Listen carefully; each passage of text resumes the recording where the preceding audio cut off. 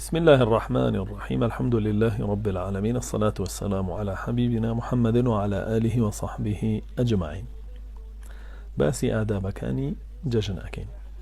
طبعا جشن ما دام عبادته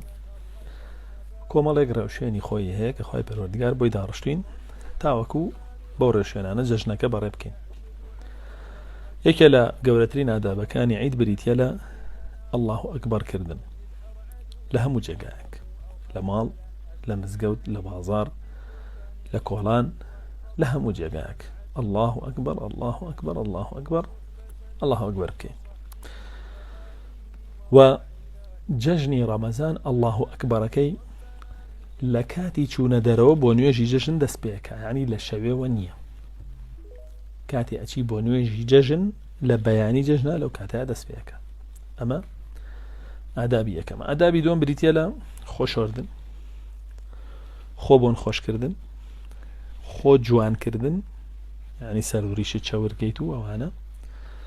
وجوان لبر كردن جوان ترين جل لبر كي بغمري خواه صلى الله عليه وسلم عباكي هبوة تعبتان لججنان على بري كردوا ولا باري روني زيتون وفرمي كله ودهنوا به بخونوا سروريش اشتاني بيت شاور كن ببردواني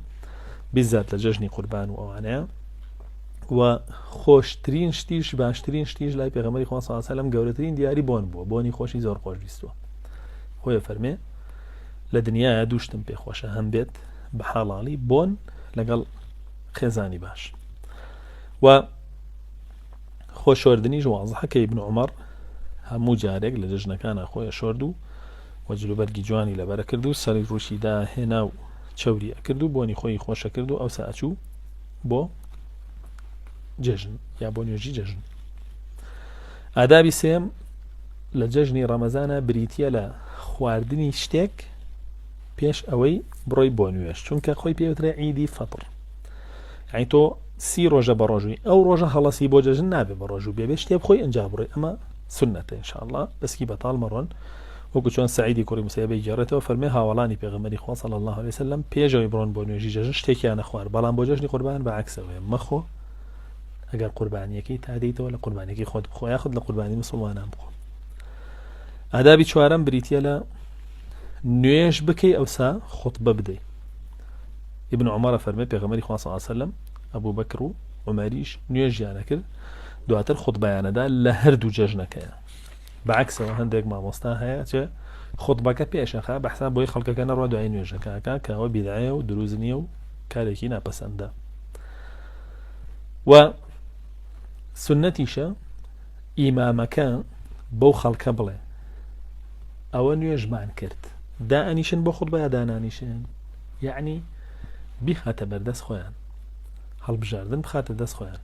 ئەمێننەوە یاخود ئەڕۆن چونکە پێغەمبەری خوا صلی الله عليه وسلم کە نوێژی بۆ کردن هی جەژن بە خەڵکەکەیەوە دەیفەرموو ئێمە خوتبە دەین کێ حەزەکە دابنیشێ با دانیشە کێش حەز ناکە ئەڕوا بەلای ئیش و کاریەوە با بڕۆ بەلای ئیش و کاریەوە. ئادابی شەشەم بریتیە لە نوێژ نەکردنی سنەت لە پێش و لە دوای نوێژی جەژنیشەوە وەکو نەزەی گێڕێتەوە فەرمووی پێغەمبەری خوا صلی الله علیه وسلم لە دوای نوێژی جەژن و لە پێش نوێژی جەژن نوێژی سنەتی نەئەکرد کە گەشتە پێشەوە یەکسەر الله ئەکبەر یەکرد و نوێژی جەژنی دەست پێ کرد. ئادابی حەوتەم بریتیە لە تەهنیئە پیرۆزبایی کردن کە ئەویش لە دوای نوێژی جەژنەوە سنەتە بکرێ لە پێش نوێژی جەژنەوە سنەت نییە کە چوویتە دەرەوە بۆ نوێژی جەژن هەندێک زاناڵێ نەکرێ هەندێکی ترەڵێن لە دوای نوێژەکەەوە ئەنجا سنەتە تەهنیئە بکرێ کە ئەویش بریتیە لە تقبل الله منا ومنكم صالح الأعمال هندك روايات صالح الأعمال اشتيانية هل تقبل الله منا ومنكم سنة أو اندبلي پیغمبری خوا صلی الله عليه وسلم لا روجي ججنا يكي لا صحابة كان أبيني كواثيلي كوري أسقع بيه فرمي تقبل الله منا ومنك فبيغمر فرمي صلى الله عليه وسلم پیغمبری خوا صلی الله عليه وسلم والله ميداد فرمي وتقبل الله منا ومنكم. طيب هيك تر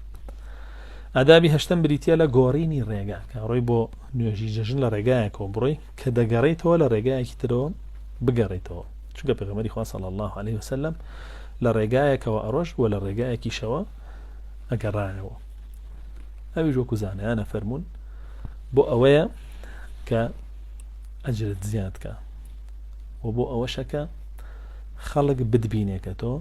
ئەو ڕۆژە بە گەورە زانی و جەژنی خۆتە دەربڕیوە خۆشی خۆتە دەربڕیەوە بووی. ئادابی نوێم بریتە لە دەرچوونی ژنان و مناڵانیش تەنانەت ئەوانەشی کە کەوتونەتە سۆری مانگانەی خۆیانەوە بۆ ئەوەی گوێ بگرن لە خوتبەکە خوتبەی جەژن و گوێ بگرن لە با بڵین گەورەی ئەو ڕۆژە و بیبینن و خوتبەکەی ببیستن و لە هەمان کاتیشە ئەوانەی کە تووشی سۆری مانگانە بوون بۆیان نییە نزیکی شوێنی نوێژی نوێژخێنان بکەون. بەڵام بەعکسەوە بینی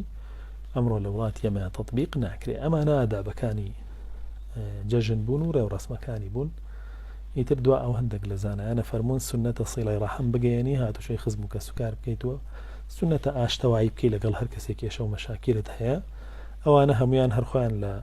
بابی ئیستیحباب و خۆشوی سراوەی کەنیگنا هیچ بەڵگەیەک نییە لەسەرەوەی کە پێغەمبەر صلی الله علیه و سلم لەگەڵ هاوڵانە خەڵکی کۆکرد بێتەوە بە گەڕەکە گەڕابن و دەرگا بە دەرگا لە ماڵانیان نابێ بۆ جەژنە پیرۆزە ئەو بابەتە بوونی نییە. الحەمدولله رب العالمین.